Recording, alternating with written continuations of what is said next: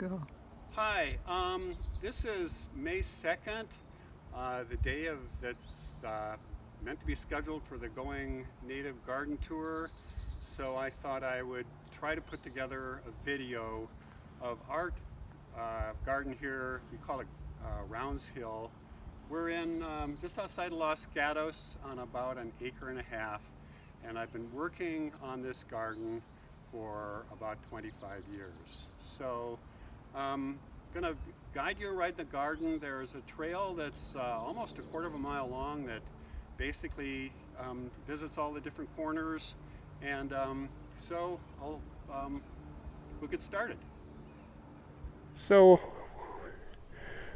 when the garden is on the tour, we put the table right there and people walk up our driveway. It's a bit of a hike. I got to come all the way up the driveway. And we get them started on this path. And these are all currant, and I don't know the variety because I just took a cutting on a hike from one I saw on a hillside, in a road cut. And I've just done cuttings for 20 years, and now they have formed a grove, and this is pretty, yeah, it's kind of a interesting garden feature to have all these currants. And the grass here is foothill needlegrass. This one is among the needlegrasses. You really kind of tell foothill needlegrass because it's much kind of a royal green. It's just a purple needlegrass has a very nice, it's I guess it's the state flower, but I like foothill needlegrass. So there is a bunch of stuff here. This is Eleanor, monkey flower. This is the one hybrid that seems to volunteer. So I get quite a few volunteers here, and I'll just transplant these in different places. One thing about these currants is that slowly over the course of the spring, all of the leaves begin to tilt so they're all perfectly lined up so that the leaf itself, it flattens out as well, and the leaf will be perfectly parallel to the plane of the arc of the sun. And I guess it's to reduce moisture loss due to sun exposure.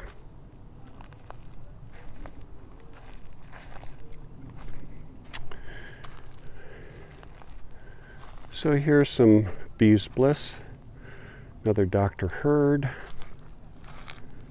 This is Bromus livepis, woodland brome.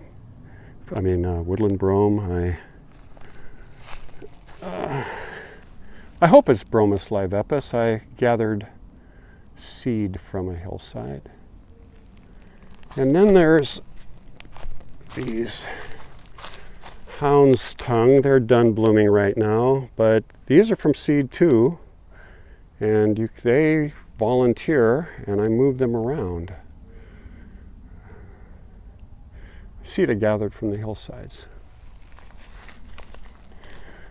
This is really a nice place for shady spot. There's bee plant in the foreground. This has kind of an interesting history.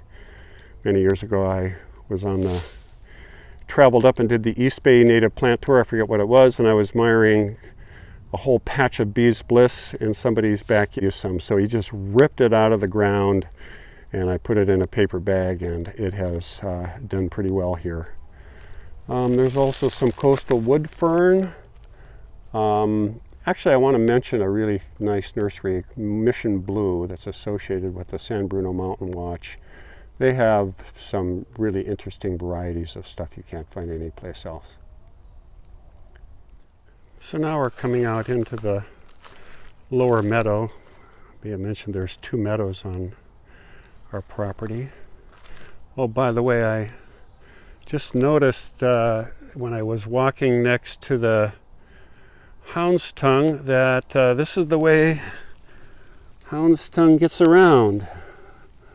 Sometimes called stick seed, I understand. Anyway, I'll probably save those. So there are some coast live oak here that I try to keep pruned a little bit. And right here are some of the first native plants that were planted here. And I've forgotten the variety, but they're about 25 years old. And you can see that they've been deer browsed, and it's pretty interesting. Browse something at about a 45-degree angle, and then when it gets a little bit beyond their reach, the plant will develop a top knot. And you can see exactly this sort of thing happening up on the hillsides around here with coast live oak. St. Joseph Hill just has a whole hillside full of deer browsed trees that look exactly like this. This meadow is basically purple needlegrass, quite a bit of Idaho fescue, and I've tried to introduce a certain number of bulbs and things. Been semi-successful. There were quite a few Fremont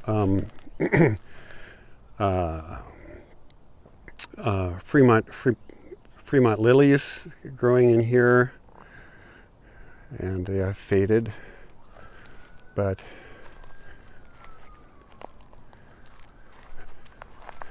there's some checker bloom, quite a bit of blue-eyed grass. There's checker bloom there.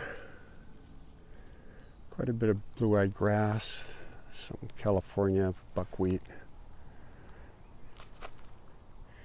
and some Ken Taylor Fremontia.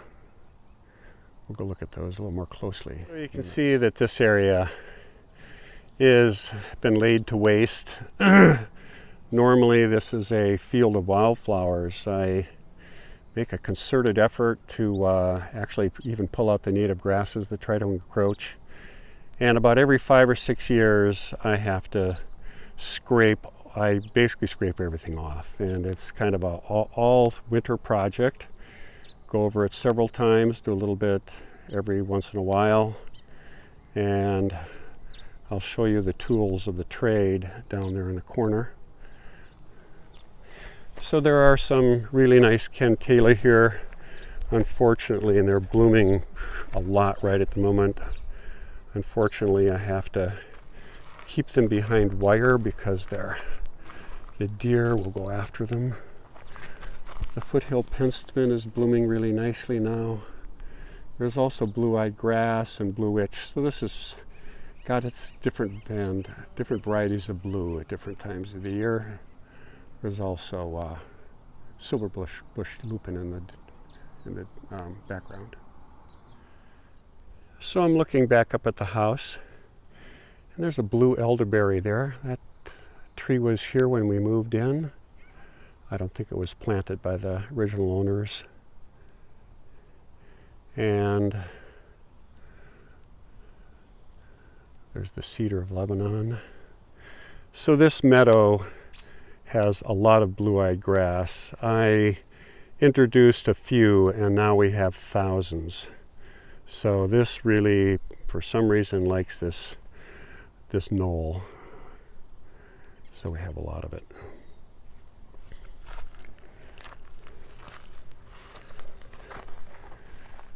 These sticks with flags on them are places I want to plant things next year. Yellow flags mean yellow yarrow, at least this season. The white flags mean a particular variety of ceanothus called snowball. And the blue flag means, I think in this case I was planning on a blue witch right there. So I'm looking back up at the Fremontia. This is a big berry manzanita. And all the oak trees around here are coast live oak, all volunteers. This hillside would be covered with coast live oak if it had its way.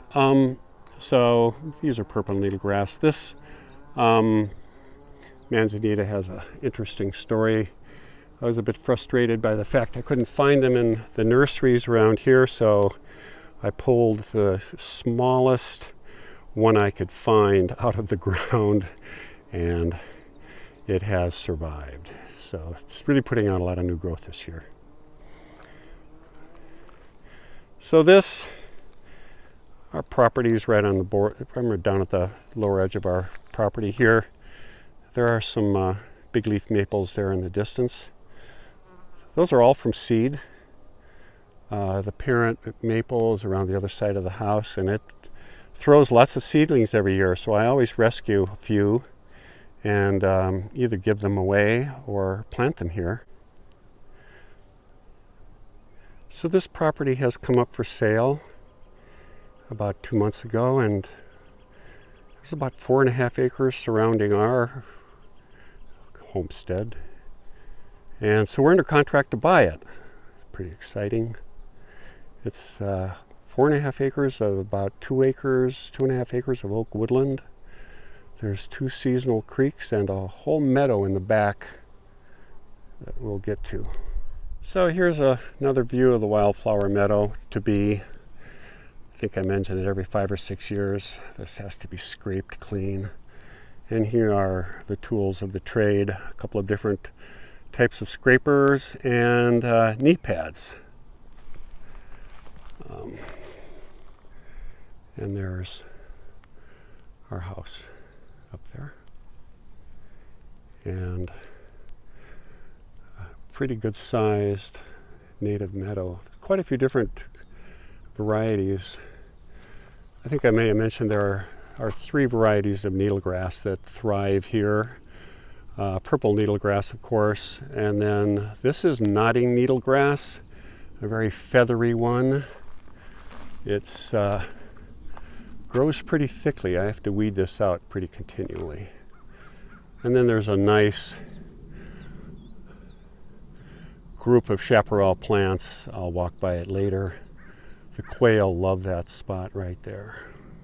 So this part of the meadow did not get scraped this year, so in years past this was much more open, and I would buy bags of hillside mix from Lerner Seeds and scatter it here. And in 10-15 years ago this would just be this mix of owl's clover and poppies and goldfields and tidy tips and Linanthus of different varieties, just all mixed together. It all has a tendency to swath if you leave it alone. So down here is all tidy tips, and up there it's all goldfields.